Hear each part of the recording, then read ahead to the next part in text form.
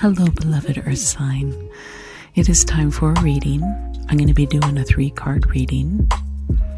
And in this 3-card reading, we'll be focusing on your weakness, your strength, and what you need to focus on to help you move forward. And I must say, in this process, it's really important to not have any shame about knowing your weaknesses. In fact, the more you acknowledge or the more you are aware of them, the more powerful you can become, because you'll understand that we all have strengths and weaknesses. And sometimes, depending on the time that you are in your life and where you're at in your life, you may find that your weakness can be your greatest strength. So, are you ready? Let's begin. So as I shuffle the cards, the first card that's coming up for you is the King of Swords. And generally, this card is an incredibly positive card.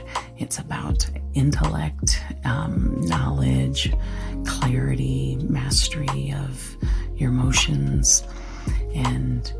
But with this, since it's in the first card slot, which is meant to be your weakness, there's always a light and shadow with everything.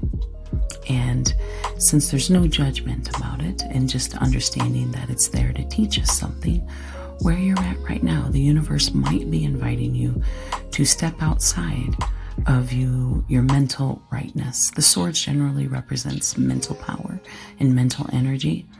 It could be possible that sometimes you get stuck. It could even have an energy of arrogance to say that you know what's right. I think the universe is definitely inviting you to look beyond the black and white or the right and the wrong. Sometimes doing that is not always useful for certain occasions.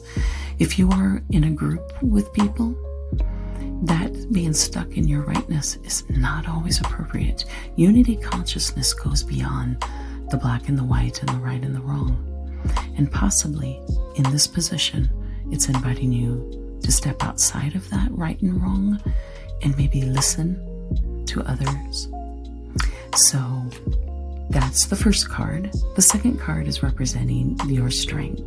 So the second card that I randomly chose after I shuffled was the Page of Pentacles. And as I'm looking at the card, this is an incredibly positive card, and it's in your strengths category about beginnings, financial opportunities. That's kind of the general meaning of it, and manifesting.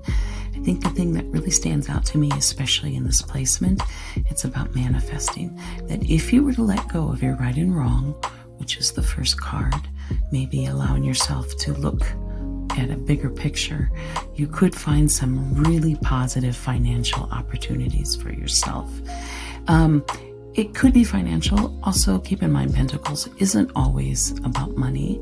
It could just be about abundance. It could be about an abundance of connection, of relationships, anything that you could deem as valuable. And I know for most of you, it's not always about money. It's also about friendships or quality relationships. It can be that as well. So, but this is, as I'm looking at the card, this really does symbolize about new opportunities. And having the page represents the youth, the young mind. And so remember that it kind of makes sense. If your first one was about kind of the king, kind of set in his ways, kind of needing to have the right and wrong, but the page really is just learning. It's a new beginning in a sense. It's like open, doesn't have those judgments yet.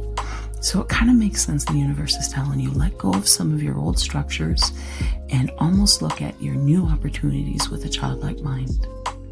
Let's go to the third card. So the third card that was drawn for you was the 8 of Pentacles, and I'm looking here, and it's basically talking about self-mastery, improvements, diligence.